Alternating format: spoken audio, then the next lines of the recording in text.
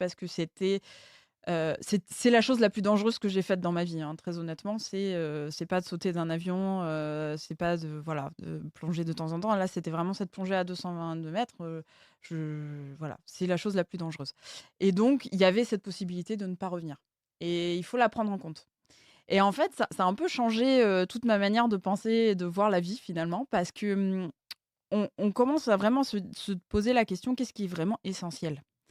Qu'est-ce qui est essentiel? Qu'est-ce que je regretterais, si je remontais pas de cette plongée-là?» Et en fait, ça permet vraiment de savoir ça c'est important, ça l'est pas et finalement on se rend très facilement compte que ne pas avoir répondu à un mail, c'est pas très grave.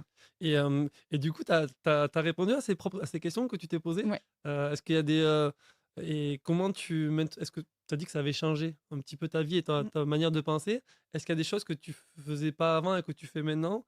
Heu, Oui, alors en fait, justement l'idée de ne pas avoir de regrets quand on se met à l'eau, ça libère vachement. On est très libéré et je dis beaucoup plus facilement les choses. Surtout les choses positives et ça, c'est ça qu'on se rend compte finalement qui est important, mais réellement de dire à nos proches, de leur dire qu'on les aime, ça devient très important en fait.